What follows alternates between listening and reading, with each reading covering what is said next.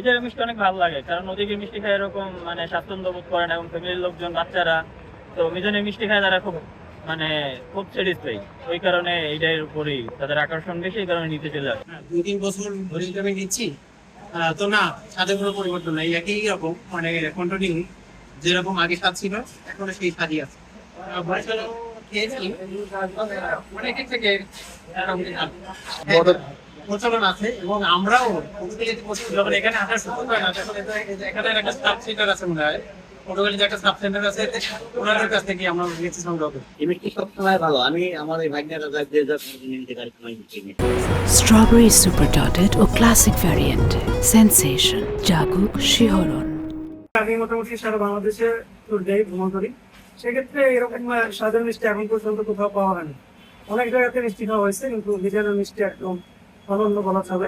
বিশেষ করে আমি যে জিনিসটা লক্ষ্য করছি, এখানে মিষ্টিতে তৈরি করতে কোনো সময় কোনো ময়লা বা যে কোনো জিনিস করতেই পারে, স্বাভাবিক। আমি দীর্ঘদিন ধরে এখানে আসা যাওয়া প্রায় 2.5 থেকে 3 বছর ধরে আসি, কখনো এই জিনিসটা আমি পাইনি। পরিবেশও তো খুব ভালো, পরিষ্কার পরিচ্ছন্ন আছে। সাধারণত মিষ্টির দোকান দিলে একটু অপরিষ্কার হয়, সেক্ষেত্রে এটা খুব ভালো, পরিবেশটা ভালো লাগতো। আসছি বরিশাল থেকে, মিজাজ সুইট।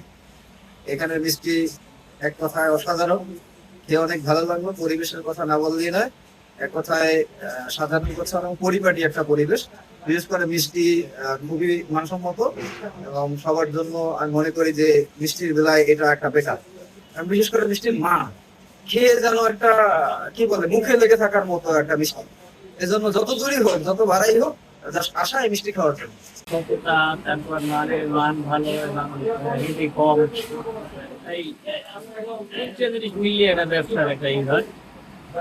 ইনশাল্লাহ অনেক জায়গায় শুনি যে ব্যবসা উঠে আবার হুট করে নামে যায়, কিন্তু আমারটা ইনশাল্লাহ আগের থেকে ভালো। এবং দেশের অবস্থা, সারা বিশ্বের যে অবস্থা, সেই তুলনামূলকভাবে আরো অনেক ভালো। যে তৈলের সংকট বা বিভিন্ন জ্বালানি সেই সংকট, এর জন্য এই ব্যাপারটা আমার উপরে পড়ে নেই। আলহামদুলিল্লাহ ভালোই ওর আগে 2008-এর শেষের দিকে শুরু করছি। এখন আস্তে আস্তে কম 3 সেন্টিমিটার ছিল, ওই জায়গা থেকে আস্তে আস্তে আলহামদুলিল্লাহ আল্লাহর ইচ্ছায় এই ঠিক আছে, ঠিক রাখবো ইনশাল্লাহ। এবং আল্লাহর ইচ্ছায় সব জিনিসই তো আল্লাহর রহমত ছাড়া হয় না।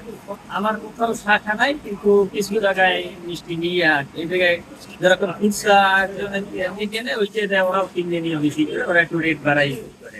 যারা মিষ্টি নিয়ে বিক্রি করে এদেরকে বলা যে কেউ যদি কোনো রিপোর্ট দেয় যে কোনো বাউল মিষ্টি অথবা কোনো অন্য জায়গার মিষ্টি মিক্স করে বিক্রি করা হয়, তাহলে পরের দিন থেকে বেশি আর পাবেন।